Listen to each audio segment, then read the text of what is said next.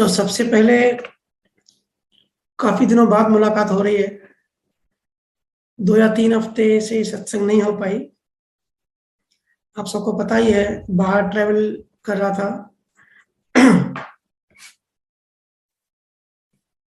Travelling में काफी कुछ एक्सप्लोर किया, नई चीजें देखी, अलग कंट्री के अलग लोग एक साथ कैसे रहते हैं, अलग अलग मान्यताएं। काफी अच्छा एक्सपीरियंस रहा। ऐसे ही रिसर्च होती है, 4 दीवारों के अंदर बैठ के रिसर्च नहीं होती। एक्सप्लोर करने से, ऑब्जर्व करने से नई नई चीजें पता पड़ती जाती हैं। जब सेपरेट दृष्टि से हम चीजों को एनालिसिस करते हैं, एक होता है कि जो भी देखा, जो भी किया, इन्वॉल्व होके किया, तो जो बाहर होता है वही अंदर होता है। एक होता है कि दूर होके ऑब्जर्व किया। तो काफी अच्छा एक्सपीरियंस रहा। काफी सारी ट्रिप्स मेरी कुछ लास्ट 10 साल में जितनी भी हुई हैं, तो one of the best trip थी रिसर्च और एक्सप्लोर के मामले में। और खास करके रमजान का महीना था और ईद भी वहां देखी। रमजान के महीने में वहां जाने का संजोग बना।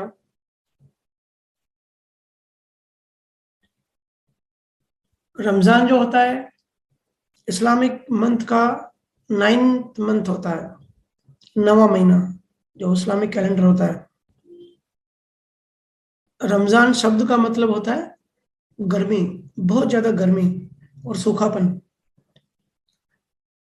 अरब वर्ल्ड में हमेशा टेम्परेचर बहुत हाई रहता है। अभी तो ठीक है, हर जगह ऐसी है तो पता नहीं पड़ता, पर उस टाइम पे जब मोहम्मद साहब थे बहुत गर्म रहता था।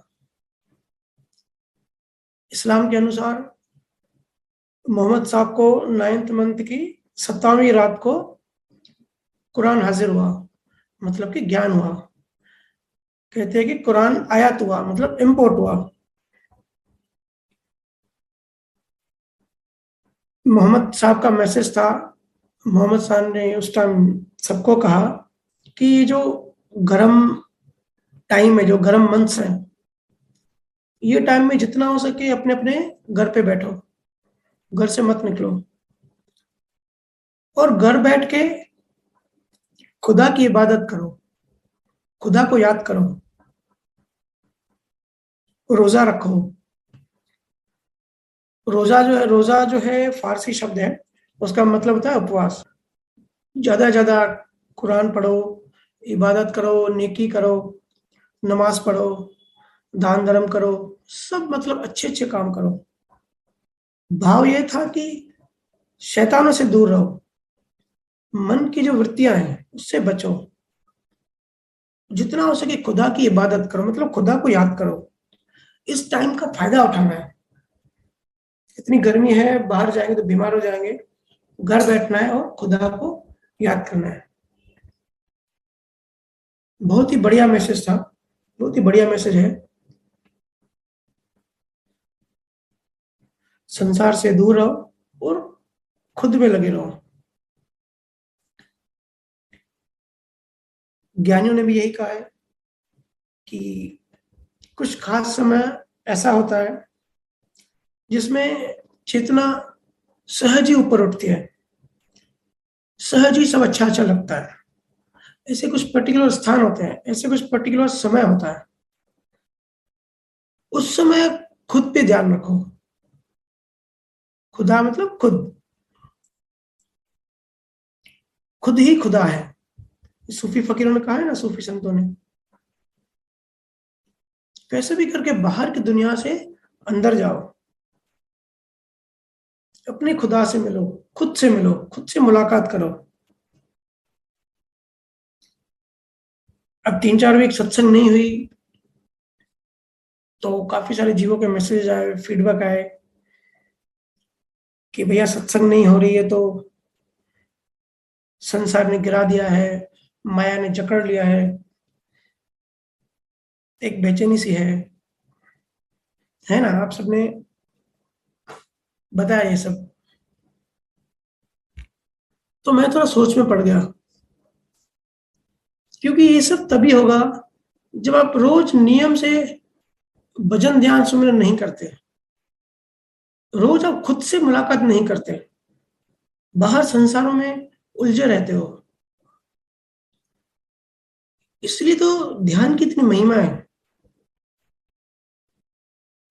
अगर रोज हम अंदर जाके मुलाकात करेंगे, ध्यान करेंगे, ध्वनि सुनेंगे, अपनी चेतना को ऊपर उठाएंगे, तो किसी भी बाहरी सत्संग पे डिपेंड नहीं रहना पड़ेगा। बाहर का सत्संग मिल रहा है तो अच्छी बात है, स्पीड बढ़ती है। अगर नहीं भी मिल रहा है ना, कभी कभी संजोग नहीं बनते, नहीं मिल रहा है तो भी अगर रोज हम बैठते हैं, अपने आप से मिलते हैं, तो अंदर एक स्टेबिलिटी हो रहती है।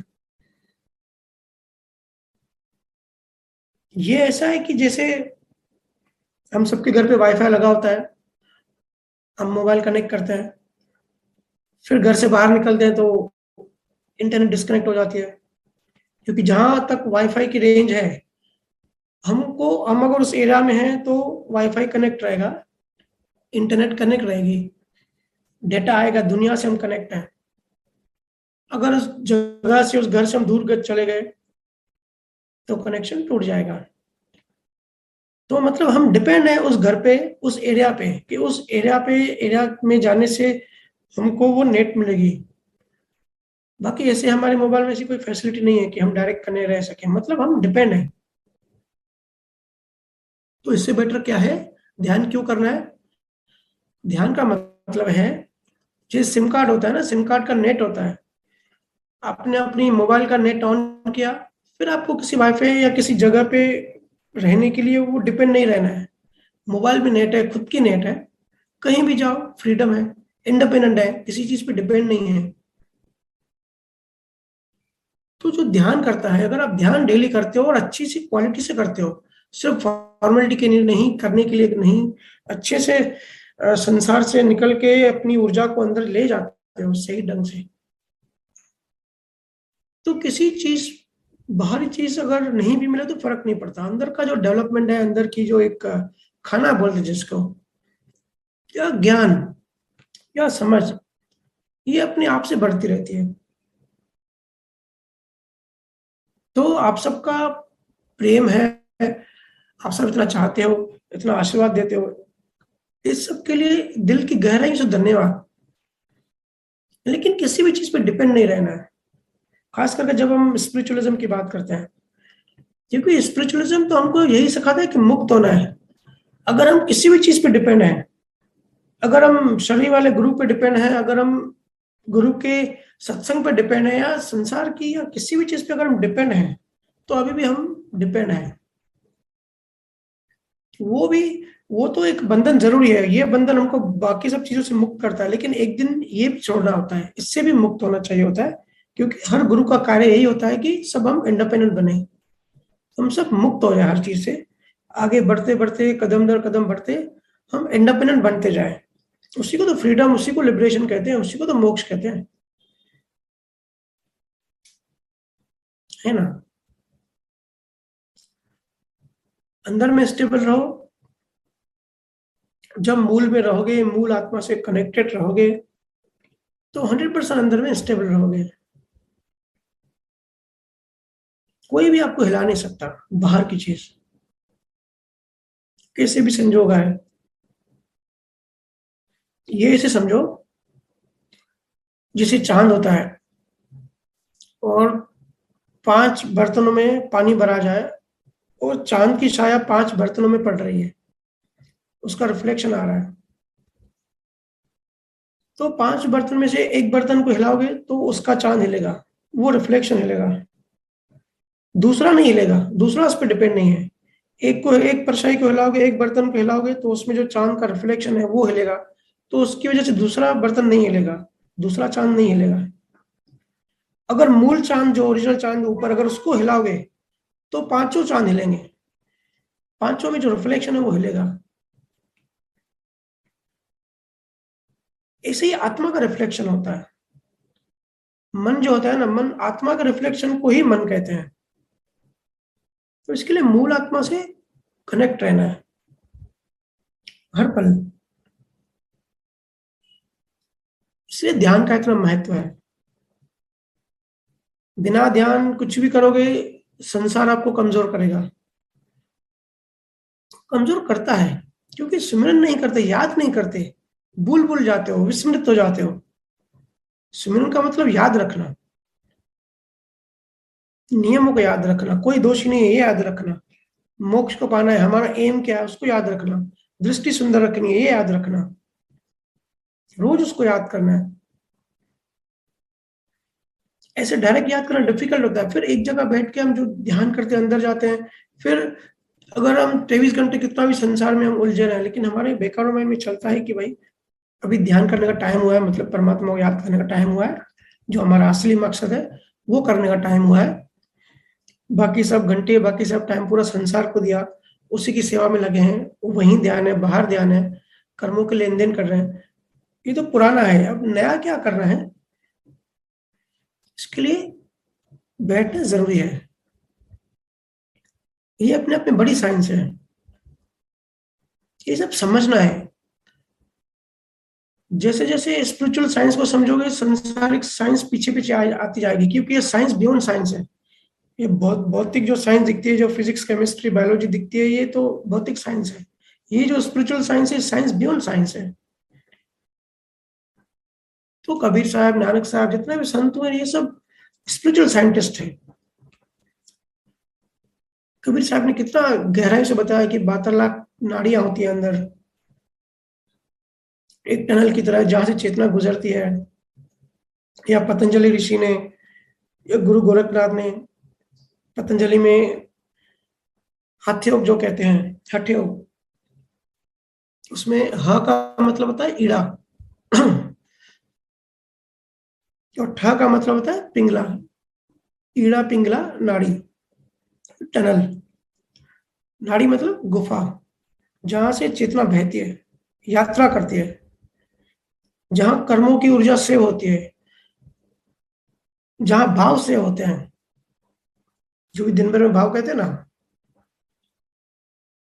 तो ये सब समझना है, ये सब अनुभव करना है, धीरे धीरे डेवलप होते जाना है। चीजें कैसे सिस्टम में काम करती है, ऑब्जर्व करेंगे तो हमारी अंडरस्टैंडिंग बढ़ती जाएगी। और ये प्रोसेस करना है। जैसे बीमारी का सिर्फ ज्ञान होने से बीमारी नहीं जाती, उसको भगाने के लिए प्रोसेस करना पड़ता है। जो मेन रूट कॉज है बीमारी का, उसको उड़ाना पड़ता है। डॉक्टर्स क्या करते हैं, ब्लड टेस्ट क्यों करते हैं, कि कौन सा बैक्टीरिया है अंदर, क्या कॉज है इसकी बीमारी का। तो पहले तो ये फाइंड आउट करते हैं भाई कौन सा बैक्टीरिया है, और जो बैक्टीरिया है फिर उसी में उसको कैसे डिलीट करना है, उसकी वो दवाई देते हैं और प्रोसेस देते हैं। उस प्रोसेस से हम चलते हैं तो हम ठीक हो जाते हैं। तो सिर्फ बीमारी का ज्ञान नहीं चाहिए, भगाने का प्रोसेस भी चाहिए साथ में। या ऐसे समझे जैसे बच्चे कैसे पैदा होते हैं, अगर सिर्फ इसका ज्ञान है तो ज्ञान होने से बच्चे पैदा नहीं होंगे, इसका प्रोसेस करना पड़ेगा। ध्यान वो प्रोसेस है। इसलिए ध्यान में अपने आप से जुड़े रहना जरूरी है, नहीं तो चेतना गिरती जाएगी। 1 वीक 2 वीक सत्संग नहीं मिला, हिल डुल जाओगे। माया के जो परमाणु है वो कर्मों की गठरी बढ़ाते जाएंगे, और हम नासमझी में, इग्नोरेंस में, अज्ञान में, मान्यताओं में फिसलते जाते हैं, फिसलते जाते हैं, फिसलते जाते हैं।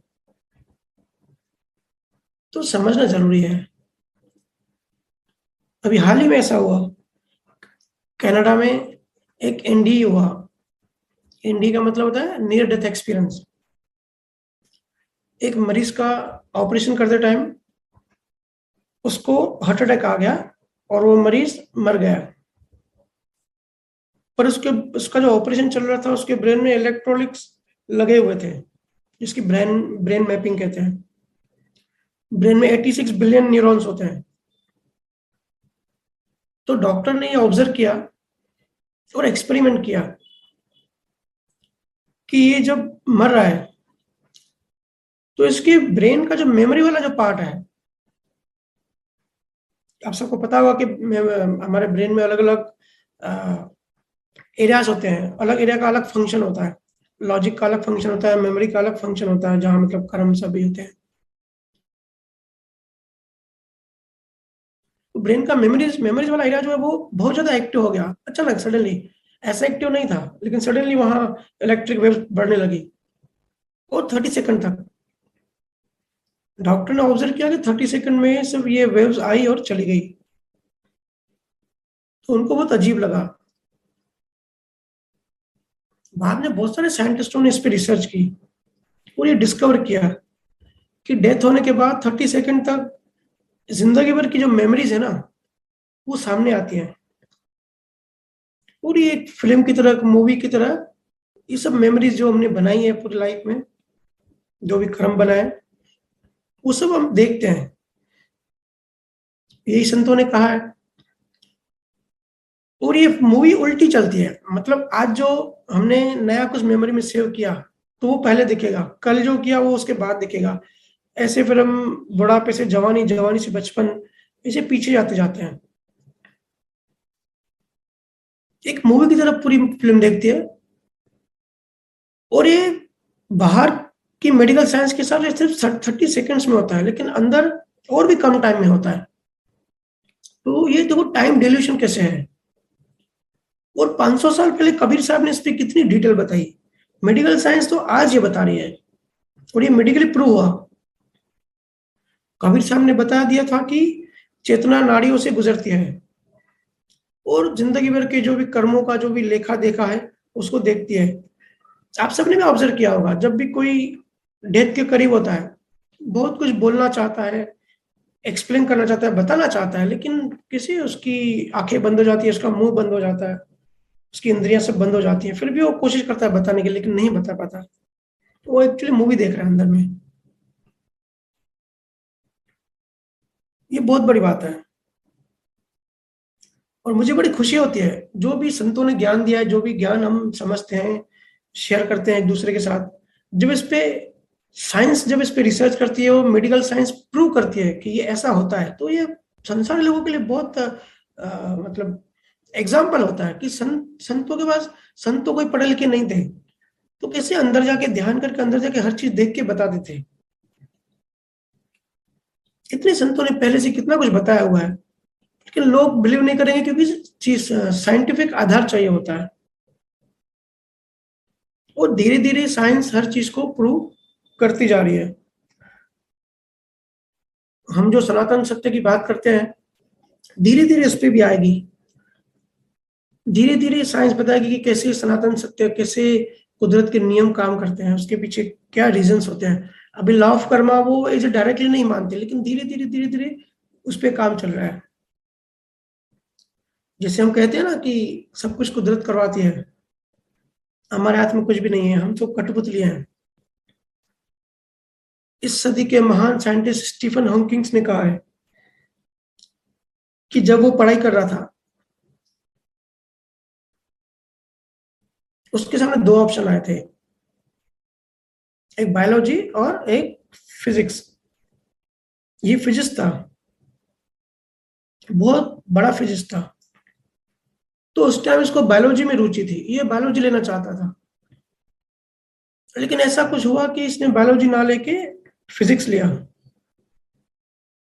और इतना बड़ा साइंटिस्ट बना, इतनी सारी रिसर्च की, इतने सारे बुक्स लिखे, और इसकी बॉडी भी काम नहीं करती थी, कम्युनिकेशन भी लैपटॉप के थ्रू करता था।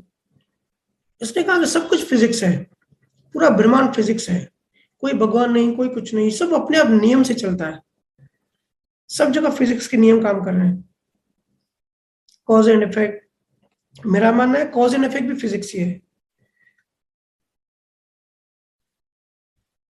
है ना। उसने बहुत सारे एक्सपेरिमेंट किए, और उसमें ये भी एक एक्सपेरिमेंट था कि अगर ब्रेन के खास हिस्से में अगर 3.5 वॉट का करंट मारा जाए, और जिस एरिया में मारा जाए, तो इंसान के अंदर वो इच्छा पैदा होती है। जैसे अगर जो एरिया हमारा बॉडी मूवमेंट कंट्रोल करता है कि हाथ ऊपर करें या पैर ऊपर करें, तो उसने बताया कि अगर 3.5 वाट का करंट उस एरिया में डालते हैं तो उस आदमी के अंदर इच्छा पैदा होगी कि मैं हाथ ऊपर करूं, और वो हाथ ऊपर करेगा। अब उस आदमी को लगेगा कि ये उसका डिसीजन था कि मैं हाथ ऊपर करूं, पर एक्चुअली वो उसका डिसीजन नहीं था। वो जो डॉक्टर था, ये जो साइंटिस्ट था, वो उसका डिसीजन था। उसने करंट मारा तो उसके अंदर इच्छा पैदा हुई हाथ ऊपर करूं, और हाथ ऊपर किया। ऐसा ही हम सब समझते हैं ना कि भाई ये डिसीजन मैंने लिया, कोई अच्छा डिसीजन लिया तो हम एकदम अहंकार में आते हैं कि भाई ये मेरा डिसीजन था, मैंने एकदम राइट टाइम पे राइट राइट डिसीजन लिया, मैंने सही काम किया। या कहते हैं कि ये गलत डिसीजन हो गया मेरे से, ये मेरे से गलती हो गई। कर्ता भाव कूट कूट भरा है ना हमारे अंदर। तो ये भी साइंटिफिकली प्रूव है, लेकिन उसकी डेथ हो गई तो वो एक्सपेरिमेंट कंप्लीट नहीं कर पाया, और उसके फॉलोअर ये काम कर रहे हैं।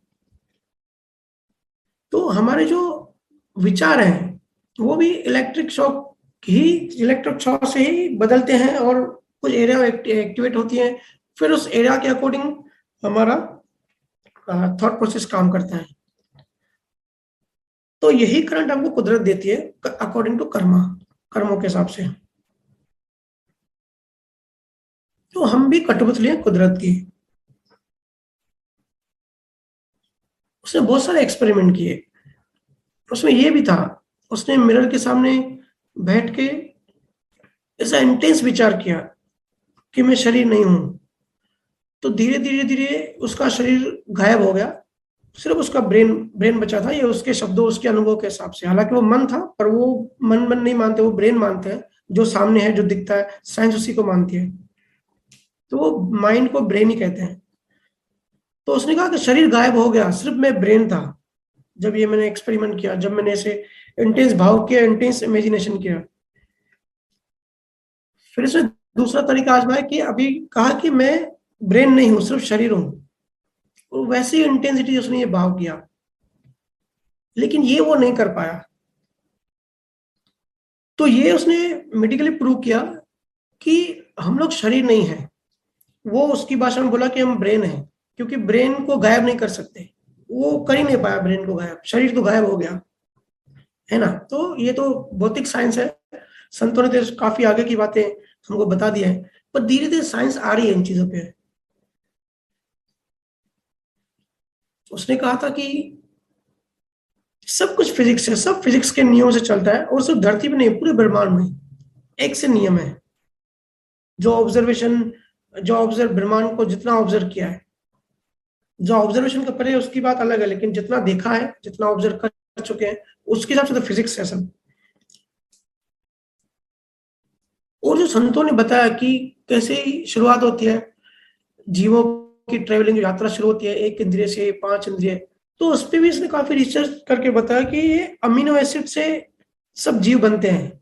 एक सेल के जीव बनते हैं, पहले एक इंद्रिय से बनते हैं, ऐसे प्रोसेस होते होते, इवोल्यूशन होते होते 5 इंद्रियों से बनते हैं। पर इस सब के पीछे अमीनो एसिड है ना, क्योंकि वो ये सब चीजें अभी नहीं मानते। इसके लिए अमीनो एसिड से डीएनए बनता है, फिर तो एक लिमिट तक ही कर पाते हैं। लेकिन ये सब आप सब चेक करना बहुत डिटेल में, मैं इतना डिटेल में नहीं जा रहा हूँ, बट डिटेल में उसने एक्सपेरिमेंट किए। तो समरी उसके जो खोज थी ये थी कि बाहर कुछ भी नहीं है, संसार हमारे अंदर में ही है।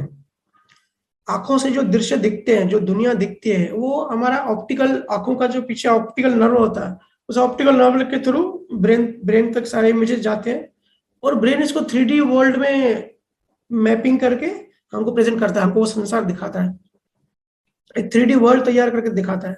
इसके लिए तो हम त्रिलोकी माया कहते हैं इसको। ये भी बहुत सारे एक्सपेरिमेंट करके उसने साबित किया। कबीर साहब या दूसरे संतों ने कितना डिटेल में बताया, पूरा इस पे तो ग्रंथ है कि सब कुछ हमारा मन है, बाहर कुछ भी नहीं है, सब कुछ हमारे अंदर है। हम समझते जगत बाहर है, जगत हमारे अंदर है, उसी को ये मन कहते हैं, माया कहते हैं ना। माया का मतलब क्या होता है? भ्रम, इल्यूजन। जो चीज नहीं है वो दिखती है। जैसे चांद होता है ना ऊपर, चांद तो अपने आप में फुल होता है, पूरा होता है, लेकिन हमको रोज अलग अलग दिखता है। कभी आधा, कभी 25%, कभी बिल्कुल गायब हो जाता है, कभी 75%, चंद्रमा की जो 16 कलाएं होती है। तो वो क्या है, वो इल्यूजन है। चांद थोड़ी आधा या फुल होता है। चांद तो चांद है, जो है जैसा है फुल है, लेकिन हमको ऐसे दिखता है। तो वो जो दिखता है ना, वो ब्रह्म है। वो उससे ब्रह्म खड़े होते हैं, अज्ञान खड़ा होता है, अवस्था खड़ी होती है। तो ये सब चीजें में थोड़ा ऑब्जर्व करेंगे, थोड़ा स्टडी करेंगे। ऐसे ही हांगकांग की अनीता मुरजानी करके है, वो तो मर गई थी, फिर 2-3 घंटे बाद वापस जिंदा हुई, और उसने जो अपने एक्सपीरियंस लिखे उसके बाद, तो अगर आप डिटेल में पढ़ेंगे तो जो सनातन सत्य का जो ज्ञान है, ज्ञान से उसके एक्सपीरियंस कितने मेल खाते हैं। गूगल पे आप सब देख सकते हैं। ऐसे ही धीरे धीरे आगे चल के ईगो, अहंकार, इस पे भी बड़ी रिसर्च होगी, और मेडिकल साइंस भी इस पे चीजों को प्रूव करेगी कि ये कैसे काम करता है। और एक दिन ये प्रूव होगा कि ईगो ही सबसे बड़ी बीमारी है, चाहे संसार में चाहे स्पिरिचुअलिज्म में। क्योंकि जो अटकाव है, जो बंधन है, सब ईगो की वजह से है, अहंकार की वजह से है।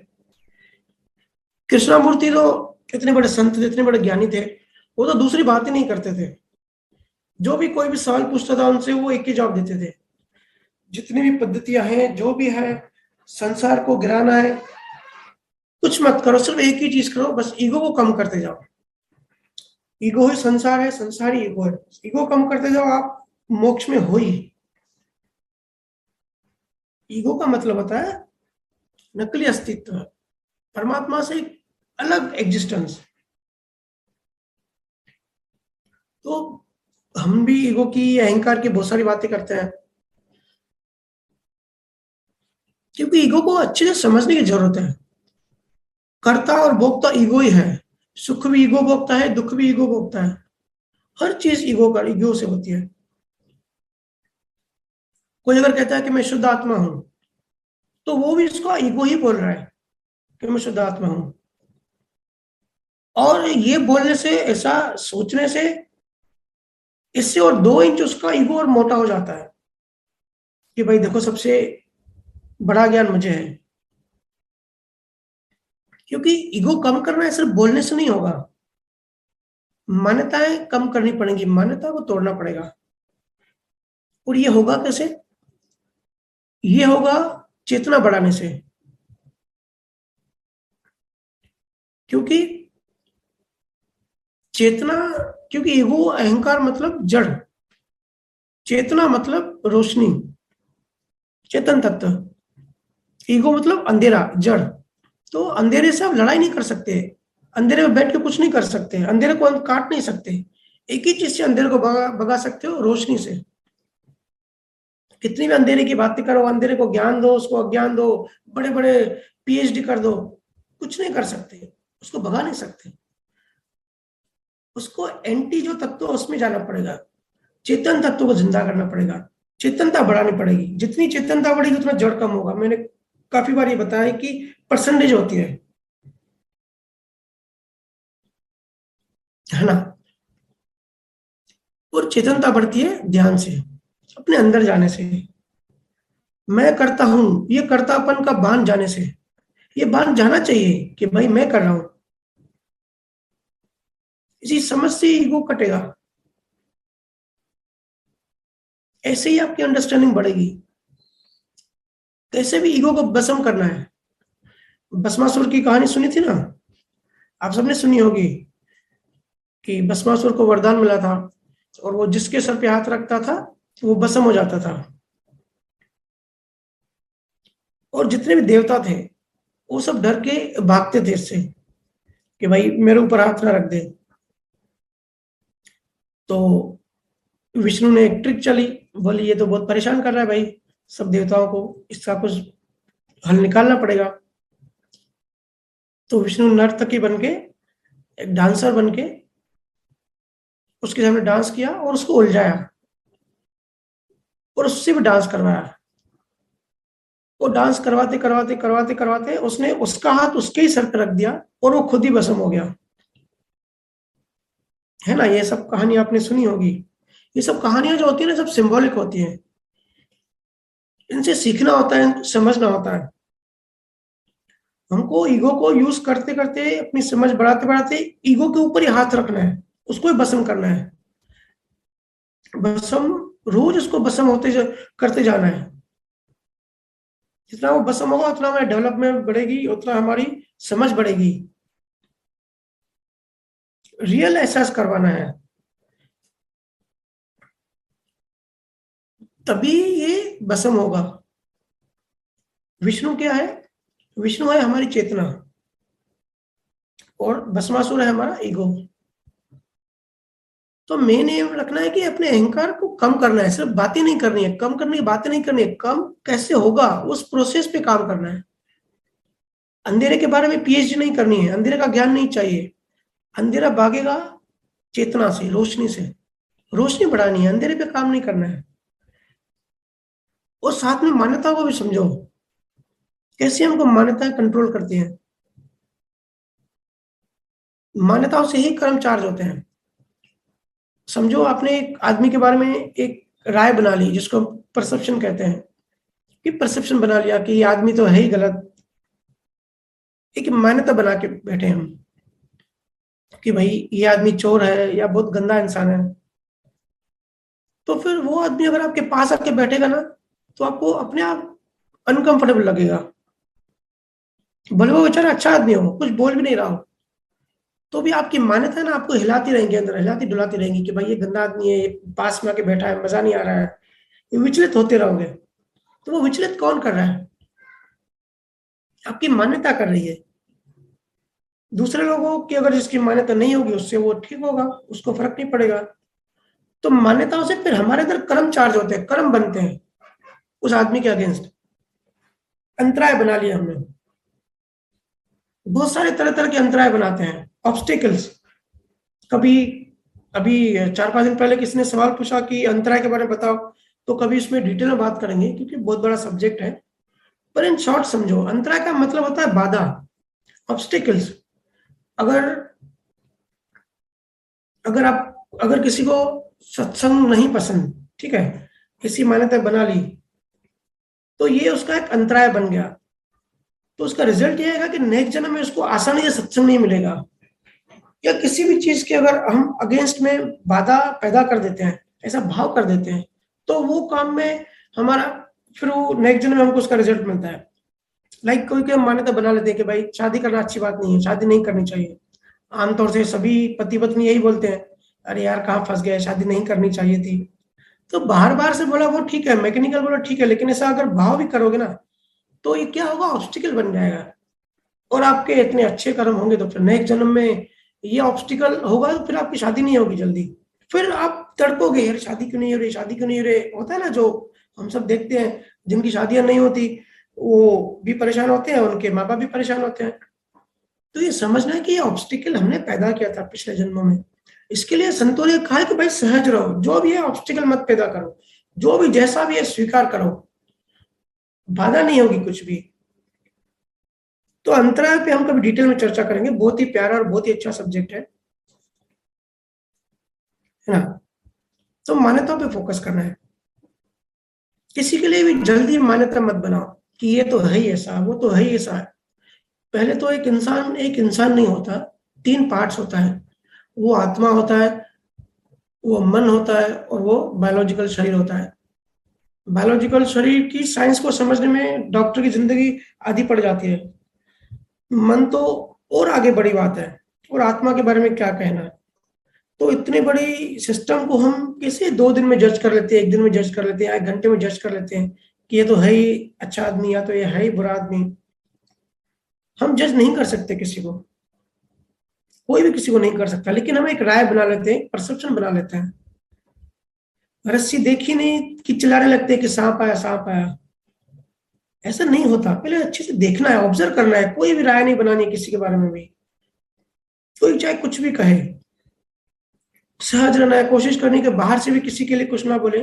लेकिन अगर डिस्चार्ज में होगा तो बाहर से तो बोलोगे ही, लेकिन अंदर में अपने आप को आप संभाल सकते हो कि भाई ये तो मुझे ऐसे दिख रहा है, मान्यता मेरी ऐसी है कि ये बंदा ऐसा है, लेकिन हो सकता है मेरी मान्यता हो ये मैं गलत हूँ।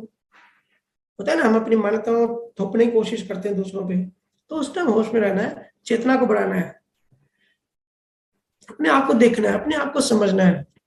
ये जगत जो है ना एक आईने की तरह है, एक आईना है जिसमें हम खुद को देखते हैं,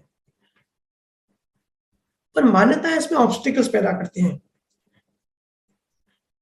जैसे बाथरूम में मिरर्स लगे होते हैं ना, आईने लगा होता है, तो समझो बाथरूम में बड़ा मिरर लगा हुआ है, बड़ा आईना लगा हुआ है, और उसके ऊपर कोने में साइड में छोटी डिजाइन लगी हुई है, ठीक है, जैसे आमतौर पे होती है। तो अगर मिरर एकदम साफ है और डिजाइन छोटी सी है तो हम अपने आप को देख सकते हैं, अपना चेहरा देख सकते हैं।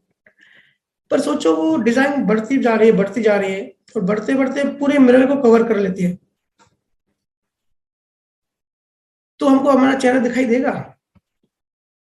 नहीं देगा। हमको क्या दिखाई देगा? वो डिजाइन दिखाई देगी।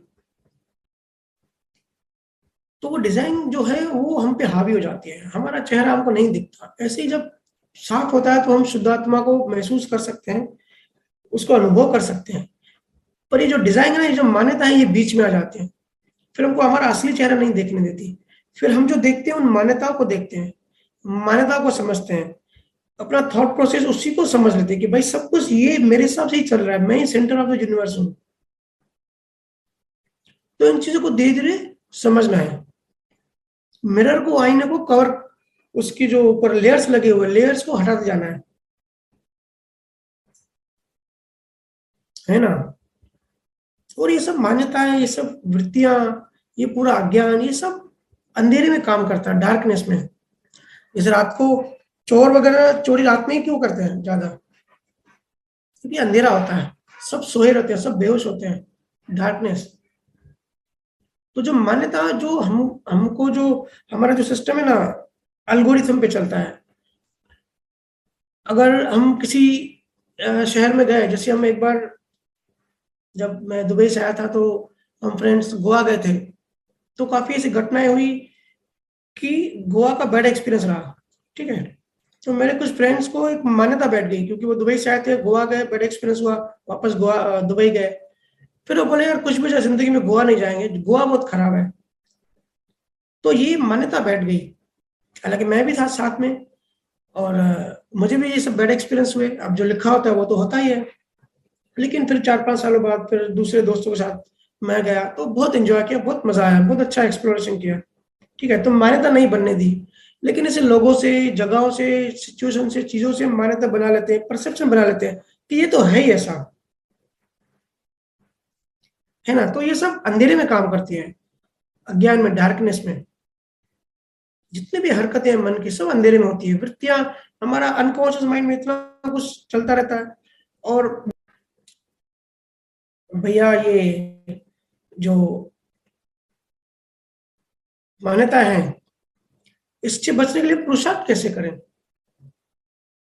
तो ये जो आपको पता ही नहीं, पुरुषार्थ तो आप हर एक सेकंड में कर ही रहे हो, हर सेकंड में आप कर्म बना रहे हो, भाव बना रहे हो, बट अनकॉन्शियसली, सूक्ष्म तरीके से,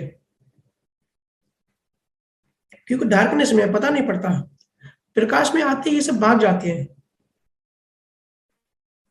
ये जो इमोशंस होते हैं ना, जो हमको अंदर से जलन पैदा करते हैं, गुस्सा दिलाते हैं, वो सारी चीजें हम चाहते हैं ऐसा हो जाए, लेकिन नहीं होता, तो फिर अंदर ही अंदर मचलते रहते हैं। ये सब हमारे सबकॉन्शियस माइंड में होता है, सब अंधेरे में होता है। बाहर हम किसी पे भी एक दोष डाल देते हैं कि भाई इसकी वजह से ये हुआ, या कभी कभी एक का गुस्सा दूसरे पे निकाल देते हैं। तो ये सब अंदर डार्कनेस में होता है। इसके लिए प्रकाश जलाओ, इसके लिए चेतनता चाहिए। भक्ति में मोक्ष की तरफ आगे बढ़ने के लिए सिर्फ चेतनता चाहिए, सिर्फ प्रकाश चाहिए। फिर धीरे धीरे होता है, एकदम से।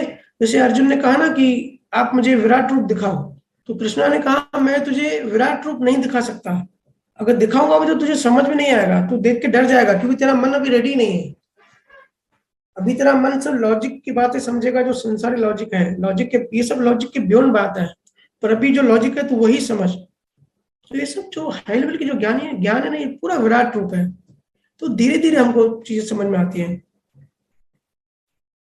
ठीक है। इसके लिए संसार को देखो और दूर होके देखो, इन्वॉल्व नहीं होना है। काफी जी पूछते कि भैया आप जब बोलते हैं इन्वॉल्व नहीं होना, ये कैसे करना है? इन्वॉल्व तो है ना संसार में, परिवार है, दुकान पे जाते हैं, धंधे पे जाते हैं, तो इन्वॉल्व तो है ही, तो हो ही जाती है। जो चीजें नहीं होनी चाहिए वो तो हो ही जाती हैं। तो ये कैसे करना है? तो सिंपल है, आप इस एग्जाम्पल से समझो कि एक गांव है, गांव में चारों तरफ एक दीवार बनी है, ठीक है, गोल एक दीवार बनी है पूरी गांव की, वो कवर कर रही है। और उस दीवार में एक बड़ा छेद है, एक होल बनाया है। आप उस होल से देख रहे हो पूरे गांव को कि गांव में क्या एक्टिविटी हो रही है, और आपका भी एक डुप्लीकेट है अंदर। आप अपने आप को भी अंदर देख रहे हो कि भाई सुबह उठ रहा है, खेती करने जा रहा है, धंधा कर रहा है, बिजनेस कर रहा है, गायों को चारा खिला रहा है, ठीक है, सब गांव वाले कैसे क्या कर रहे हैं, आप एक वो जो होल है उधर से देख रहे हो, और अपने आप को भी देख रहे हो कि कैसे गांव वाले राग द्वेष कर रहे हैं, आप भी उसमें राग द्वेष कर रहे हो। अब कल्पना करो, तो आप सब वो देख रहे हो। जब तक आप उस होल से, उस छेद से दूर नहीं हटते, तब तक आपको अपने दर्शन नहीं होंगे। आप वही सब देखते रहोगे, बाहरी जीवन। आप अपने आप को वही मानते हो कि भाई वो मैं ही हूं, जो राग द्वेष करता है, जो खेती करता है, जो बिजनेस करता है। देखने वाले को अलग कर दो, देखने वाला देख रहा है, सिर्फ ऑब्जर्व कर रहा है, सब देख रहा है, और जो एक्टिविटी कर रहा है वो मनोवचन का है, वो अलग है। तो इस तरीके से थोड़े अलग अलग तरीके से थोड़े एक्सपेरिमेंट करते रहो, तो बड़ा मजा आएगा, और बड़ा डेवलपमेंट एक स्मूथ तरीके से चलेगा। क्योंकि सब फिजिक्स है, सब कुछ कुदरत है, सारे नियम कुदरत चला रही है, यहाँ कोई किसी का नहीं है। सबसे कर्मों का रिश्ता है, रियल रिश्ता यहाँ किसी का किसी के साथ नहीं है। जब ये समझोगे ना, तब जो प्रेम है या जो मोह है ना, बच्चों में, गाड़ियों में, घर में, ये सब मोह खत्म होता जाएगा। जब ये महसूस करोगे कि ये सब फिजिक्स है, और ये सब मेमोरी है, जो संसार है, जो रिश्ते सब मेमोरी में, हमारे दिमाग में, हमारे ब्रेन में, हमारे मन में है, बाहर नहीं है, तो अज्ञान खत्म होते जाएगा। ये जो अटैचमेंट है, राग द्वेष है, सब खत्म होते जाएंगे। जब मोह ही नहीं है, जब कोई किसी का है ही नहीं, वो सब नियम से है, तो किससे राग द्वेष करोगे, क्यों करोगे? जैसे इमोशंस आते हैं, बहुत हम दुखी होते हैं, रोते हैं, किसी को बहुत गालियां देते हैं, क्योंकि हम समझते हैं कि ये सब हो रहा है एक्चुअल में। जब नियमों के बारे में पता पड़ेगा, जब इसको महसूस करेंगे कि ब्लड रिलेशन भी जो भी है, ये भी सिर्फ बायोलॉजिकल से जुड़ा हुआ है, और ये भी कर्मों की वजह से है। ऐसा कोई किसी किसी का कोई रिश्ता ही नहीं है ना, क्योंकि आत्मा के ना कोई बच्चे होते हैं ना बाप होता है, आत्मा का कोई रिश्तेदार होता ही नहीं है, सब शरीर के रिश्ते हैं। तो सारे ये रिश्ते झूठे हैं, सिर्फ हिसाब है, सिर्फ लेन देन है। जैसे इन चीजों को हम अच्छे से ज्ञान से पकड़ के चलेंगे, हमारा जो आंतरिक जो बोध है वो बढ़ता जाएगा, फिर नेक्स्ट जन्म में हमारे बिहेवियर में भी ये सब आते जाएगा, और उसके बाद कोई दोषी नहीं दिखेगा।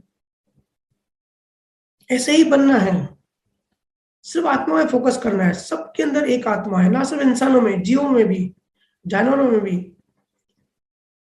ऐसे वितरागता रखनी है कि अगर रास्ते जा रहे हैं और कोई कीड़े मकोड़े भी पैर के नीचे आने वाले हो, तो एकदम से अपने आप को रोक दें। ऐसा भाव होना चाहिए कि किसी का कोई नुकसान ना हो, मनोवचन काया से किसी का कोई बुरा, कोई नुकसान ना हो, ऐसी सहज कोशिश करनी है, क्योंकि उसमें भी आत्मा है, हम भी आत्मा है और सभी आत्मा है। ये जितना भी लेना देना, लड़ाई झगड़े, फसाद, ये सब शरीर के शरीर से है। फोकस आत्मा पे रखो। जैसे ज्वेलरी वाला होता है ना, सोनार होता है, हम उसके बाद ये ज्वेलरी ले जाते हैं, गहने ले जाते हैं, तो वो जो होता है सोनार, वो ज्वेलरी को नहीं देखता, वो गोल्ड को देखता है। गोल्ड किस टाइप का है, कौन सी क्वालिटी का है, कितने ग्राम का है। गोल्ड का वो सब रूप है, जितने भी गहने हैं ना, ब्रेसलेट होगा या बैंगल्स होंगे, वो सब उसके अलग रूप है, पर ओरिजिन में तो वो गोल्ड है, तो उसकी दृष्टि गोल्ड पे होती है। ये सब अलग अलग गोल्ड के रूप हैं, तो हमारी भी नजर ऐसी होनी चाहिए, सब आत्मा है, अलग अलग रूप में, है ना। इसलिए ईगो के पीछे मत भागना है, ईगो के पीछे मत पड़ना है। ईगो से ज्ञान नहीं आएगा, अहंकार से ज्ञान नहीं आएगा, वो खुद ही जड़ तत्व है।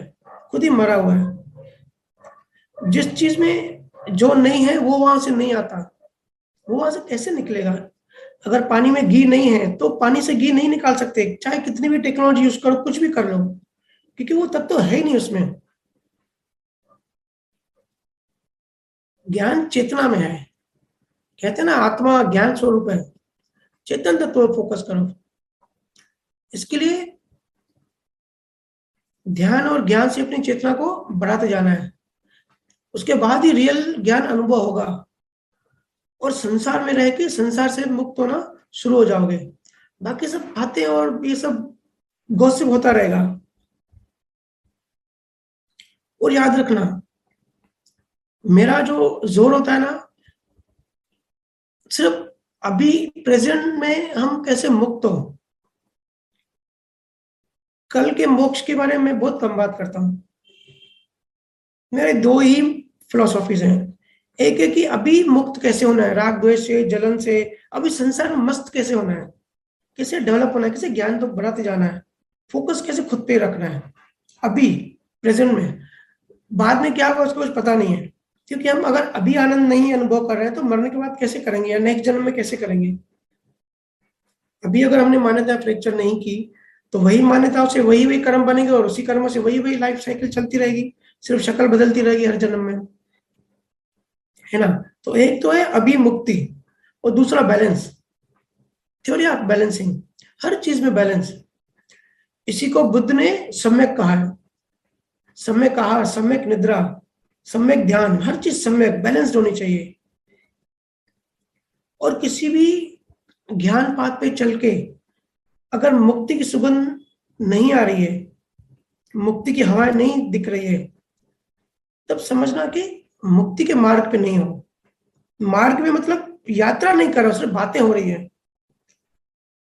अगर किसी एक पर्टिकुलर मार्ग पे आप चल रहे हैं और मुक्ति की सुगंध आ रही है, बंधन मुक्त आप अनुभव कर रहे हैं, मस्त होते जा रहे हैं धीरे धीरे, मुक्ति की हवाएं चल रही हैं, तब समझना सही मार्ग पे हो।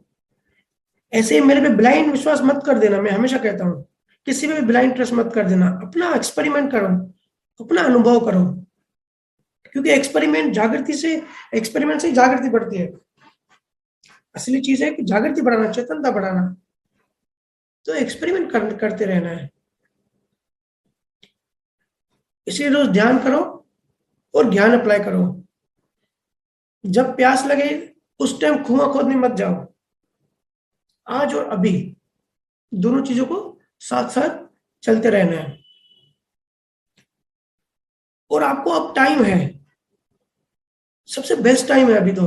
अभी देखो मई का टाइम है, ठीक है, मई का महीना है, सब लोग इधर उधर मेहमान बन के जाते हैं, खास करके बच्चों की छुट्टियां होती है तो लेडीज अपने अपने मेके जाती हैं, बच्चे अपने मामा के घर, नाना के घर जाते हैं, है ना। मतलब ये टाइम ऐसा है कि मोस्टली हम मेहमान बन के जाते हैं दूसरों के घर में।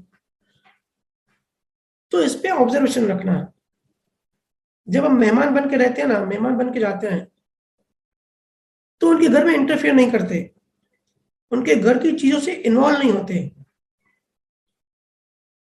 किसी चीज में मोह नहीं रखते, और बहुत कॉन्शियस रहते हैं, बहुत होश में रहते हैं। ऐसे ही हमको धरती पे ऐसे रहना है, हमको धरती पे मेहमान बन के रहना है, हम मेहमान ही हैं यहाँ पे। मैं जब ऑफिस के काम से कोर्ट कचहरी जाता हूँ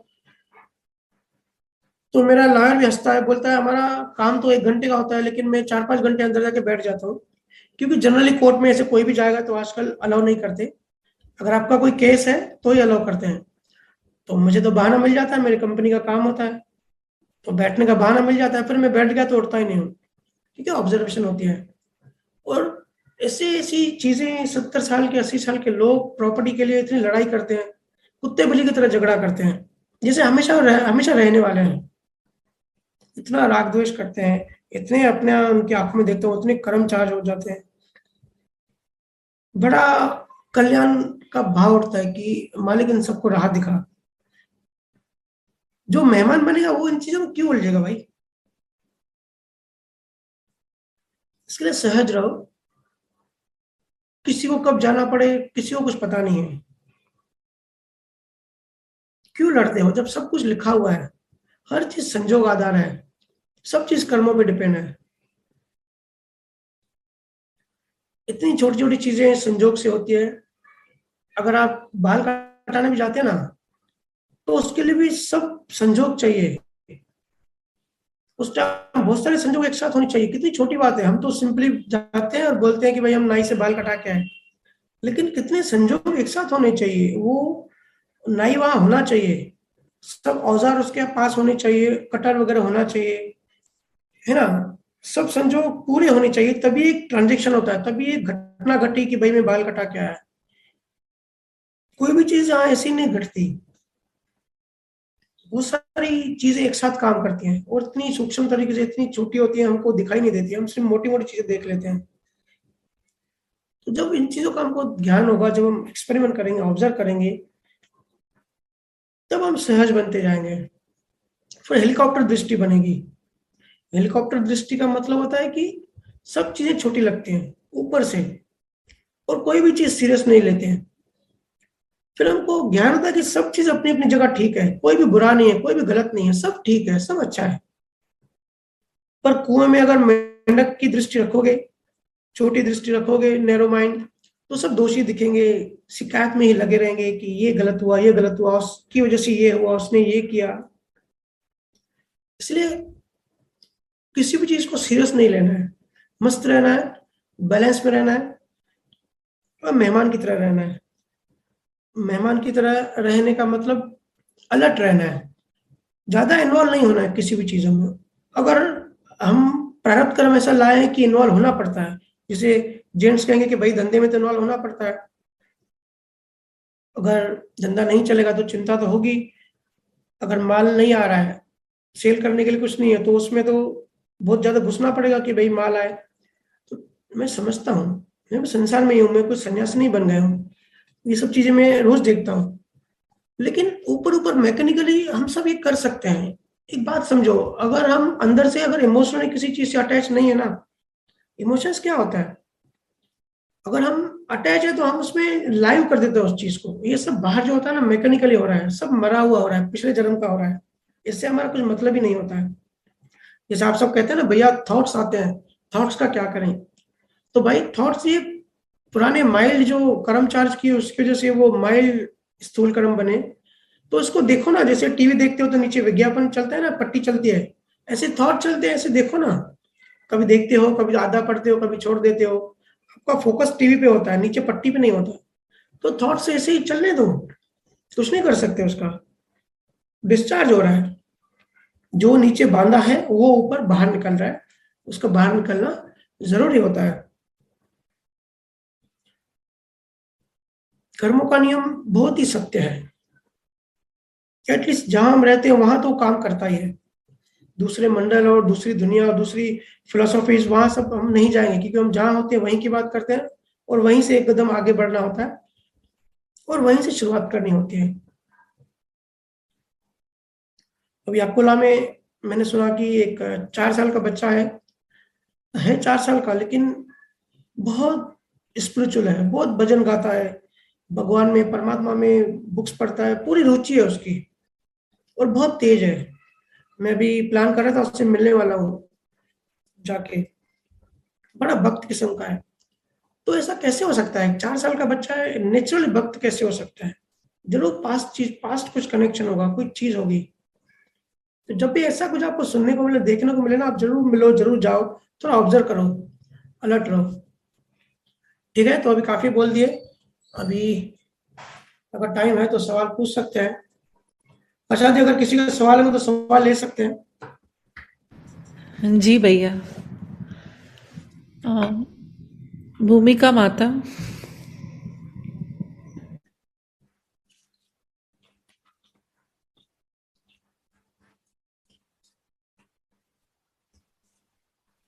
राम राम भैया। राम राम राम राम। हाँ जी भैया, मैं एक मिनट पूछती हूँ। हाँ हाँ, कैसे हैं आप? दुबई का ट्रिप कैसा रहा? बढ़िया रहा, बहुत सारा प्रेम मिला सब जीवों से।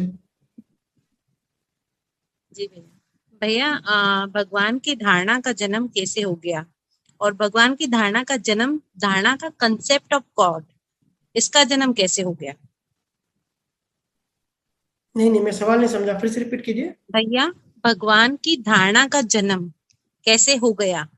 भगवान की धारणा का जन्म, धारणा का कंसेप्ट ऑफ गॉड, ओके, इसका जन्म कैसे हो गया? देखो इसका जन्म सिंपल सी बात है, ये साइकोलॉजी है। हम पैदा हो गए, अहंकार पैदा हो गया, फिर मान्यता पैदा हो गई, ठीक है, संसार के जाल में फंस गए। तो जब अवेयरनेस बढ़ती गई, तो बढ़ते बढ़ते बढ़ते इतनी बढ़ गई कि इंसान ने सोचना चालू किया कि ये सब जो आसपास में चल रहा है, इतनी सारी चीजें, ये सब ऐसे कैसे अपने आप चल सकती है? कोई इसको चलाने वाला होगा, जरूर कोई सुपर ह्यूमन होगा, कोई भगवान होगा। और अगर आप इजिप्शियन पढ़ोगे या बेबीलोन की जो ग्रंथ है, कि ये जो दिखता था, और तो उनको इतनी बुद्धि नहीं थी, तो ये जो सूर्य है, चंद्रमा है, जो स्टार्स है, ये उनके भगवान बनते गए कि ये ऊपर से कोई कंट्रोल करता है। जैसे बारिश होती थी, तेज बिजली होती थी, तो धीरे धीरे इसी इनके अंदर मान्यता बनती गई। ये बहुत धीरे धीरे इवोल्व हुआ कि अगर तेज बारिश हो रही है, बिजली कड़क रही है, तो कोई गॉड हमसे नाराज हो गया, फिर वो बरसात के देवता की पूजा करते थे। इजिप्शियन की बात कर रहा हूँ ऐसे। और इंसान जो है ना, हमेशा शुरू से ही अधूरापन महसूस करता है, कोई चाहिए, क्योंकि हम सब अधूरे हैं। आत्मा के बिना हम सब अधूरे हैं। अहंकार अपने आप में कैसे पूरा हो सकता है? कुछ मिसिंग मिसिंग हम सब अनुभव करते हैं। ऐसा नहीं हम अभी ये फील कर रहे हैं, ये हजारों लाखों सालों से जितने भी ह्यूमन बीइंग हुए हैं पूरे धरती पे, अलग मान्यता होंगी, अलग धर्म होगा, अलग देश होगा, लेकिन मिसिंग मिसिंग हर कोई जो है ना, एक चीज मिस करता है कि भाई किसी की चीज की तो वो अट्रैक्ट होता है, तो वो खोजता रहता है। तो इस चीज से उसकी धारणा बनी कि भाई कोई तो भगवान है, कोई तो गॉड है, जिसकी तरफ मैं अट्रैक्ट हो रहा हूँ, और मुझे वही वहीं जाना है। और इतने सारे जीव दुखी हो जाते हैं कर्मों की वजह से, फिर वो कोई ना कोई साइकोलॉजिकल, वो कोई ना कोई कंधा ढूंढते हैं रोने के लिए, है ना। किसी की सुपर ह्यूमन की हेल्प चाहिए होती है, उसका सपोर्ट चाहिए होता है, क्योंकि नेचर ऐसा है, क्योंकि कर्म ऐसे बन गए, हमारी साइकोलॉजी, हमारा समाज ऐसे बन गया, और प्रेशर इतना बढ़ते जा रहा है धीरे धीरे। तो किसी न किसी का हेल्प चाहिए होता है, सपोर्ट चाहिए होती है। और अपने आप को एक खुश करता है आदमी, दुखी आदमी, कि भाई एक उम्मीद जगाता है कि ठीक है, आज सब कुछ खराब है ना, लेकिन भगवान मेरा कल अच्छा कर लेगा। तो ऐसे एक होप, एक उम्मीद पैदा हो गई। इस उम्मीद से ये सब चीजें जब आपस में मर्ज हुई, तो इन सब चीजों से कॉन्सेप्ट ऑफ गॉड डेवलप हुआ।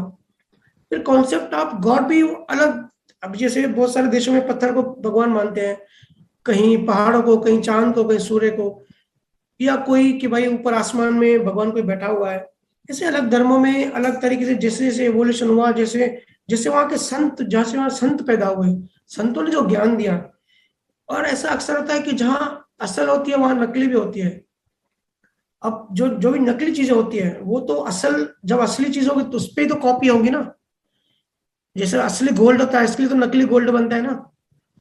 तो ऐसे ही जहाँ संत होते हैं, जहाँ सब ज्ञान की बात होती है, वहां फिर नकली ज्ञान भी आ जाता है। तो फिर चीजें मिक्स होती जाती है। फिर कॉन्सेप्ट ऑफ गॉड या धारणा, जिसको आप कह रहे हो कि भगवान की धारणा डेवलप हुई, इस तरीके से धीरे धीरे डेवलप होती गई, और इतनी गाढ़ी होती गई, इतनी गाढ़ी हो गई। देखो ना, आज हर धर्म अपने अपने भगवान को मानता है। किसी को अगर यूनिवर्सल लॉ की अगर बात समझाए, फिजिक्स के नियम समझाए, कि सब नियम से चलता है, जड़ और चेतन की बात करें, तो उनकी मान्यताएं इतनी गाढ़ी होती है कि ये चीज जल्दी अंदर जाने नहीं देती, ठीक है ना। तो न सिर्फ ये धारणा डेवलप हुई, बल्कि हम सबके अंदर घुसी पड़ी है। और ये एक दिन में नहीं हुआ, ये लाखों सालों के एवोल्यूशन से हुआ। क्योंकि जब भी ये होमोसोपियन जो ह्यूमन बीइंग थे, अफ्रीका से निकले, पूरी दुनिया में फैले, फिर इन्होंने झुंड में रहना चालू किया, फिर धीरे धीरे समाज बना, फैमिलीज बनी, इन्होंने शादियां करना चालू की। तो उसके बाद ये सुपर ह्यूमन की तलाश करने लगे। तो इस तरीके से गॉड का या भगवान की जो धारणा है वो पैदा हो गई। ठीक है वर्षा जी? जी भैया। भैया एक और सवाल है मेरा। जी। भैया जैसे दादा भगवान कहते हैं कि वाणी पर से कितना भी प्रमाण में, वाणी पर से कितना प्रमाण में अहंकार चार्ज हुआ उसका पता चल जाता है, और किसी को अगर ऐसी वाणी बोलने से उसकी आत्मा को दुख हो तो निचली गति मिलती है। तो भैया वाणी संजोग अधीन होती है, फिक्स है, तो फिर चार्ज कैसे हुआ बताएंगे आप थोड़ा? जी, देखिए दादा भगवान बहुत ही महान संत थे, ठीक है। अगर आज कोई कहता है कि भाई ये मैंने किया, ये मैंने ही किया, मेरी वजह से ही हुआ, मैं नहीं होता तो ये चीज नहीं होती, ठीक है, आम भाषा में हम देखते हैं, तो हम कहेंगे, एक नॉर्मल इंसान कहेगा कि भाई ये तो बहुत अहंकारी है, इसको खुद पे बहुत घमंड है। और ज्ञानी कहेगा कि भाई इसकी वाणी डिस्चार्ज थी, तो ये अहंकार नहीं हुआ, ये घमंड नहीं हुआ, है ना। आपका ये सवाल है कि दोनों में से कौन सी बात है, तो हमको दोनों बातें ही हम समझते हैं। अभी वो जो बोल रहा है कि ये मैंने किया, मैं नहीं होता तो ये नहीं होता, ये मेरी वजह से हुआ है, मैंने इतनी मेहनत करके बिजनेस डेवलप किया है, तो ये जो मैं कर रहा है ये तो उसका डिस्चार्ज है, इसमें कोई शक नहीं है। लेकिन ये डिस्चार्ज कहाँ से आया? चार्ज से आया, मतलब इसने पास्ट में ऐसा कर्ता भाव किया होगा। देखो जो भी डिस्चार्ज आता है ना, डिस्चार्ज डिस्चार्ज करके हम बच नहीं सकते, कभी ना कभी तो हमने ही कर्म बनाए थे ना। मतलब पास्ट लाइफ में ऐसे बीज, ऐसी मान्यताएं थी, ऐसा अज्ञान था, ऐसा कर्ता भाव था, इतना इंटेंस और स्ट्रॉन्ग कर्ता भाव था, इतने सारे बीज बने। मरने के बाद वो कुदरत ने, वो कर्म जो उसने बनाया कुदरत को हैंड ओवर किए, फिर कुदरत ने ये शरीर दिया, वो जो बीज बना, वो बीज से अभी वो मैटर बना, वाणी बनी, और वाणी से वो बोल रहा है। लेकिन पास्ट में उसने ऐसे कर्म चार्ज किए थे, ठीक है, अभी तो डिस्चार्ज है। तो कर्म चार्ज फिर किस पे होता है? देखो ये प्रोसेस समझो, जो भी डिस्चार्ज होता है ना वो डिपेंड होता है चार्ज पे, और चार्ज किस पे डिपेंड होता है? मान्यताओं पे। जैसी जैसी जिसकी मान्यताएं होती है वैसे वैसे वो कर्म चार्ज करता है।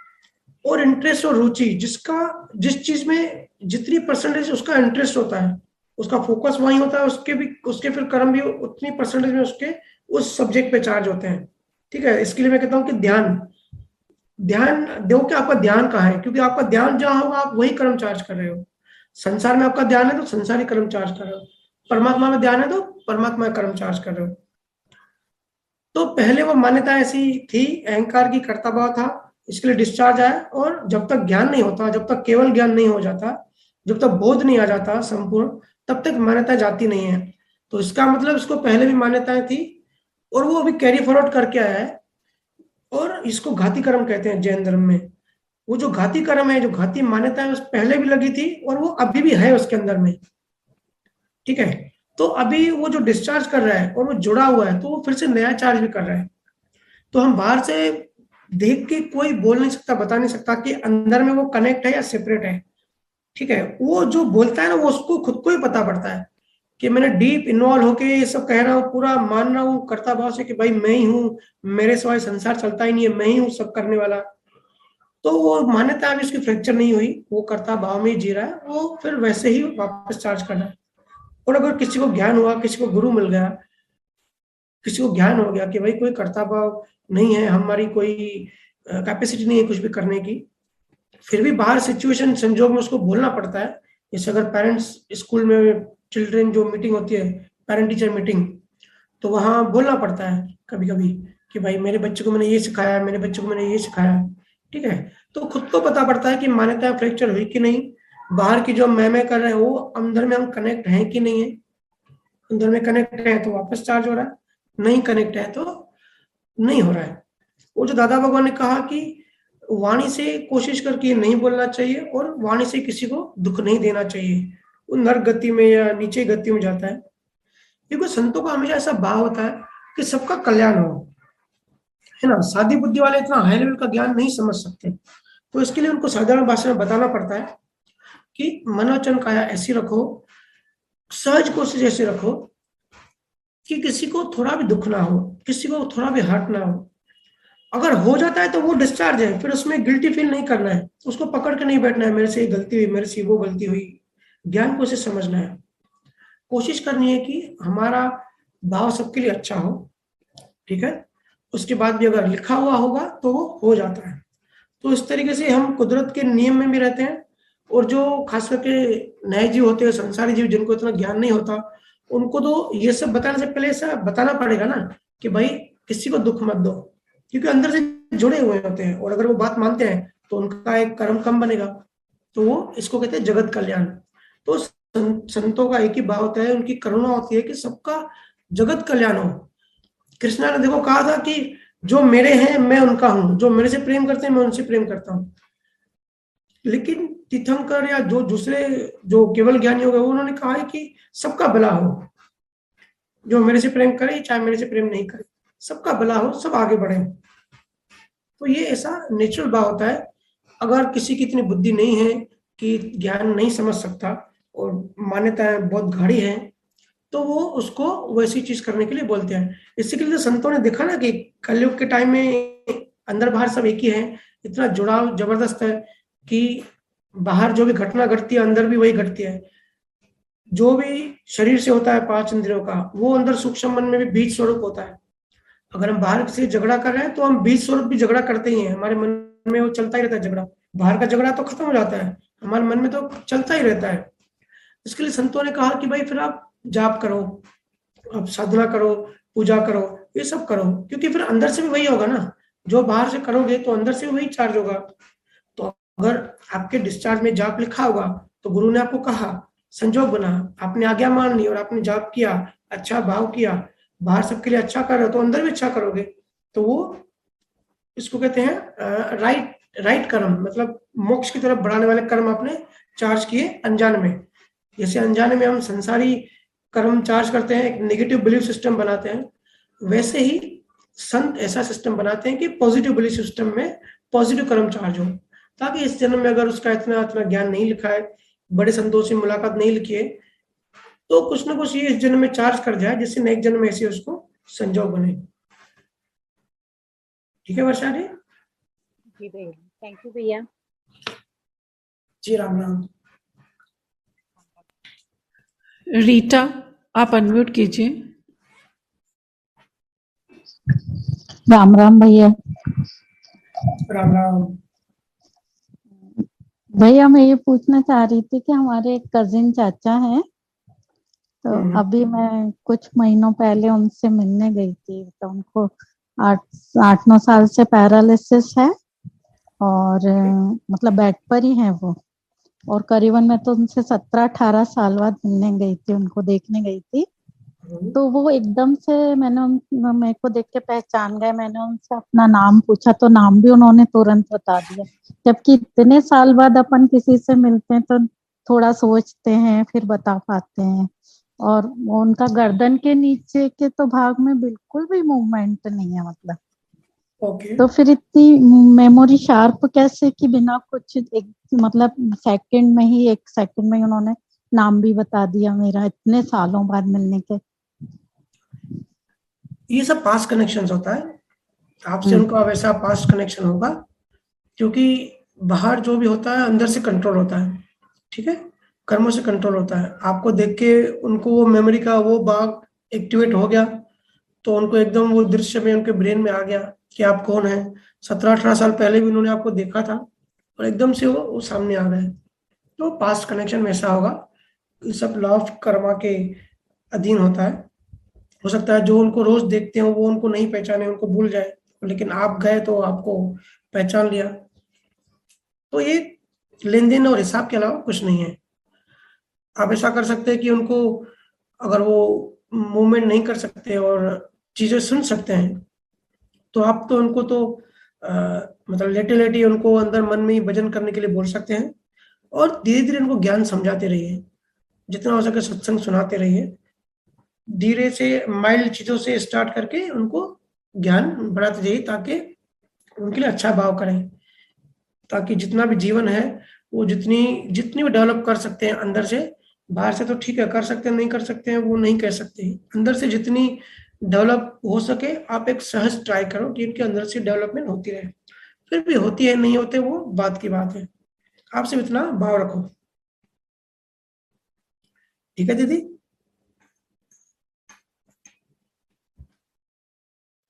साक्षी, आप अनम्यूट कीजिए।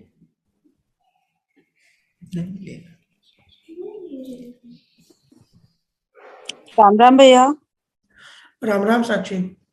कैसे है भैया? मस्त एकदम, आप कैसे हो? मैं ठीक हूँ भैया। भैया मेरा क्वेश्चन ये है कि क्या ध्यान करते वक्त कर्म बनते हैं? मतलब जब हम ध्यान करते हैं क्या उस टाइम भी कर्म बनते हैं? देखो, कर्म बनते हैं भाव से, जी। ठीक है। और ध्यान का मतलब ये होता है कि जहाँ कुछ भी ना हो, चीजें छूटती जाए। शुरुआत होती है बाहर से, फिर बाहर का शरीर छूट जाता है, फिर धीरे धीरे हमारा जो अंतर अंतर मन है वो भी छूटता जाता है। वेदों ने कहा है इसको नेति नेति, मतलब कुछ भी नहीं, हम पीछे होते जाते हैं। तो भाव से भी छूटते जाते हैं, जैसे जैसे हम ध्यान में गहराई में जाते हैं। ध्वनि हमको गहराई में ले जाती है, फिर ध्वनि से भी छूट जाते हैं, हर चीज के बियॉन्ड चले जाते हैं। तो जो जहाँ मान्यता है, जहाँ जहाँ कर्म है ना, उनसे भी हम पीछे चले जाते हैं। तो वो आपके अब स्टेटस पर है कि आप कौन से स्टेटस पर हो। पर जैसे कि हम सब बैठने से पहले जब प्रे करते हैं, मोक्ष के भाव करते हैं, तो ध्यान में ऐसे भाव करते हैं। ध्यान में क्या होता है ना, ध्यान मतलब हम अपने अंदर है, ठीक है। तो ध्यान में जो भी भाव करते हैं, ऐसे जागृत अवस्था में हम कोई भाव करते हैं कि हे परमात्मा, हमको इस जन्म में मोक्ष मिले, ऐसे संजोग मिले, बहुत जन्मों से भटक रहे हैं। तो ये हम अगर जागृत अवस्था में रह के भाव करते हैं तो उसकी इंटेंसिटी नेचुरली कम होगी, क्योंकि हमारी एनर्जी बिखरी हुई है। पर हम ध्यान में जाके अगर ऐसी प्रार्थना करते हैं, ऐसा ऐसा भाव करते हैं ना, तो उसकी इंटेंसिटी 1000 गुना बढ़ जाती है, क्योंकि केंद्रित होती है हमारी एनर्जी।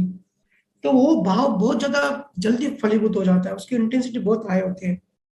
तो जब प्रे करते हैं, अंदर में बैठते हैं, तब कर्म बनेगा कि मोक्ष चाहिए, या जो भी भाव होगा उस टाइम पे। अगर आप, ऐसा भी होता है कि भाई ध्यान करने बैठे हो लेकिन आप दूसरे किसी को याद कर रहे हो और मन ही मन में राग द्वेष चल रहा है, ठीक है, तो वो उस टाइम अगर उस स्थिति उस लेवल पर हो तो कर्म बनेंगे। तो अभी आप बाहर ही हो, अंदर नहीं गए, ध्यान में अंदर नहीं गए, अभी आप यात्रा में हो। पर जैसे जैसे डीप जाते जाओगे, आपकी यात्रा बढ़ती जाएगी, फिर हम जिन सब चीजों को पीछे छूटते जाओगे। ध्यान का मतलब है चेतना। चेतनता का मतलब होता है शून्य, जहाँ कुछ भी ना हो, सिर्फ रोशनी, सिर्फ ज्ञान हो। ये सारे भाव से हम परे निकल जाते हैं। हम जो चेतना है, सूर्य की किरण, वो अपनी आत्मा में समा जाती है। तो ये भाव, ये रागद्वेष, ये मोक्ष, ये प्रार्थना, हर चीज को नेति नेति, हर चीज से हम पिछड़ जाते हैं। तो अब ये डिपेंड करता है किसकी क्या अवस्था है, कौन कितना डिटेल में जाता है। अब आप कहाँ कितने डीप में जाते हो, वो उस पर डिपेंड करता है। अगर सरफेस पे है तो नेचुरली लेयर्स होंगे, वेव्स होंगी, तो उस टाइम जो भी आप भाव कर रहे हो तो कर्म बनेंगे। अगर आप नीचे गए गहराई में, तो वहां तो सूक्ष्म भाव होते हैं, वो भी आप ऑब्जर्व कर सकते हो। फिर उसके भी नीचे जाओगे तो शून्य खत्म हो जाएगा, वहां पे कोई कर्म चार्ज नहीं होगा। तो आप कहाँ हो उस पर डिपेंड करता है। जी भैया। ठीक है और साक्षी। भैया ध्यान और धर्म में क्या अंतर है भैया? ध्यान और धर्म में। धर्म में, जी। धर्म जो होता है ना, धर्म होता है कलेक्शन ऑफ, एक पर्टिकुलर कलेक्शन ऑफ मान्यता है। जैसे हम सब हिंदू धर्म कहते हैं, तो हिंदू धर्म में जितनी भी मान्यता है उसका कलेक्शन को हिंदू धर्म करते हैं। जैन धर्मों की अलग मान्यता है, मुस्लिम धर्म की अलग मान्यता है। तो कलेक्शन ऑफ मान्यताओं को हम एक नाम देते हैं, एक लेबल देते हैं धर्म। कि बहुत सारे लोग एक चीज फॉलो करते हैं, बहुत सारे लोग एक चीज की मान्यता है कि ऐसे होता है वैसे होता है, उसको कहते हैं धर्म।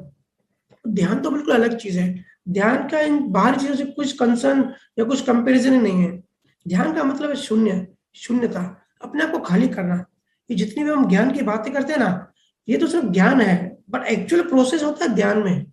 हम शरीर नहीं है, ये तो हम बातें करते हैं, लेकिन इसका एहसास कब होता है? जब हम ध्यान में अंदर जाते हैं। बाहर 5 इंद्रियों के शरीर से भी कोई मतलब नहीं होता, शरीर क्या कर रहा है वो भी मतलब नहीं होता। तो ध्यान और धर्म की कंपैरिजन नहीं हो सकती। ध्यान धर्म का मतलब होता है बाहर की मान्यता, कलेक्शन ऑफ मान्यता, या अच्छी चीजें, जैसे दान धर्म कहते हैं, किसी का अच्छा करना, भला करना, धर्मशाला खुलवाना। बहुत लोग इसको भी धर्म कहते हैं कि भाई धर्म कर्म के काम किए, ठीक है। अलग अलग भाषा में अलग वर्ड्स अलग जगह यूज होते हैं, शब्दों के जाल में ना फंसे। ये जो भी चीजें हैं सब बाहरी चीजें हैं। महावीर स्वामी ने भी 4 जो ध्यान बताया उसमें एक धर्म ध्यान भी बताया है। तो धर्म ध्यान का महावीर स्वामी का मतलब है कि अगर हम आत्मा में नहीं रह सकते, शुक्ल ध्यान में अगर नहीं रह सकते, तो नेगेटिव भाव में भी नहीं रहना है, नेगेटिव कर्म भी नहीं बनाना है। धर्म ध्यान में रहना है कि लोगों का भला कैसे हो, कोई अगर दुखी है तो ठीक है, उसको हमने हेल्प कर दी, ऐसा भाव रखना है। इससे मोक्ष नहीं मिलेगा, इससे मुक्ति नहीं मिलेगी, लेकिन एक नेक्स्ट जन्म में जो है एक अच्छे संजोग बनेंगे। आपने अगर किसी की हेल्प की तो नेक्स्ट जन्म में कुदरत आपकी हेल्प करेगी। आपने किसी का दुख कम किया तो नेक्स्ट जन्म में आपका दुख कम होगा। तो ऐसे जो हम कुदरत को देते हैं, कुदरत हमको वही देती है। ठीक है। ध्यान बड़ी अलग चीज है। ध्यान के बारे में साक्षी जी मैं इतना सत्संग में नहीं बता सकता, वो तो 1 to 1 और पर्सनल होता है। ठीक है, क्योंकि हर किसी की लेवल अलग होती है, लेवल के अकॉर्डिंग ही आगे की बात बताई जाती है। ठीक है साक्षी जी। भैया लास्ट क्वेश्चन लें बाकी जी 10। लास्ट क्वेश्चन जी जी, ले लीजिए। साधना अग्रवाल।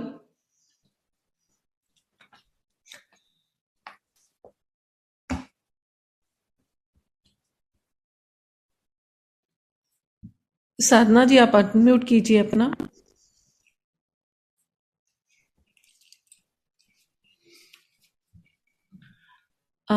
तन्नू आप अनम्यूट कीजिए। राम राम भैया। राम राम। भैया ये पूछना था कि शब्द कहते हैं कि शब्द, हम शब्द से ही सृष्टि बनी है, और शब्द अगर ये हमारी बॉडी है जो फिजिकल बॉडी है वो भी शब्द से बनी है, अगर इसमें से एक भी हिस्से से शब्द निकल जाए तो वो हिस्सा काम करना बंद कर देता है। क्या ये सृष्टि पूरी शब्द से बनी है? शब्द का मतलब होता है ऊर्जा, एनर्जी, चेतनता। ठीक है, ये सृष्टि बनी है जड़ और चेतन की मिक्सिंग से। ठीक है, तो जो जड़ तत्व था, जो प्रकृति थी, उसकी गोद में सारे एलिमेंट, सारे जो तत्व है ना, जैसे संसार बना है, सारे तत्व उसके उसके वूम में थे, उसके अंदर थे। और वो पूरी डार्क, पूरा अंधेरा। देखो ऊपर ब्रह्मांड में, कभी आसमान में देखो क्या दिख रहा है, दो ही चीजें दिखेंगी, अंधेरा और रोशनी। जितने भी स्टार्स है वो सब रोशन दिखेंगे, गैलेक्सीज, और बाकी सब अंधेरा दिखेगा। तो जड़ और चेतन, तो ये जो प्रकृति है ये अपने आप इंडिपेंडेंट कुछ नहीं कर सकती है। सारे तत्व इसके अंदर थे लेकिन बाहर नहीं निकाल सकती जब तक कोई चेतन तत्व इसमें प्रकाश न डाले। फिर पुरुष नजदीक आए, पुरुष और प्रकृति नजदीक आए, उसने चेतनता मतलब शब्द दिया, शब्द भेजा प्रकृति के अंदर। फिर विस्फोट हुआ, जिसको फिजिक्स में बिग बैंग कहते हैं। विस्फोट हुआ और ये सारे तत्व बाहर आए, फिर इवोल्यूशन हुआ, धीरे धीरे तत्व बने।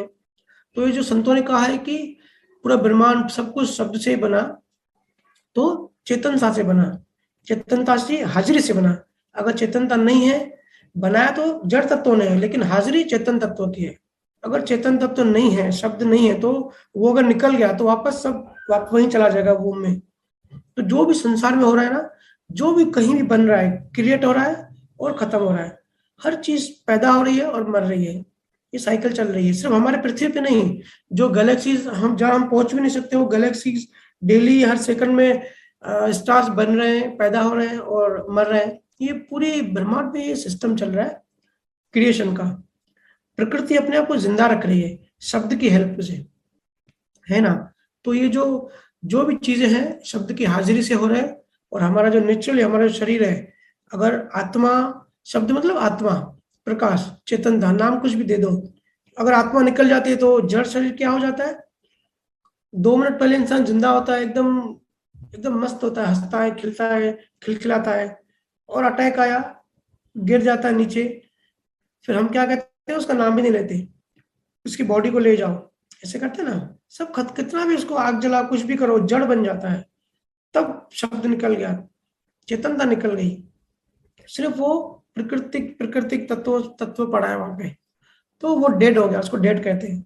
तो हर चीज उसके लिए जो संचलित होती है वो आत्मा की या शब्द की हाजिरी से होता है।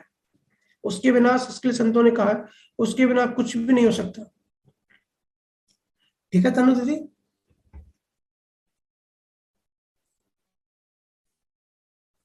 समाप्त करें अभी। जी भैया। तो सभी संतों को बहुत बहुत धन्यवाद। बहुत अच्छा आया, अच्छा लगा आपसे बहुत टाइम मिलके बात करके। अभी अगर कहीं बाहर नहीं जाता तो ये सिलसिला चलता रहेगा बुधवार का। और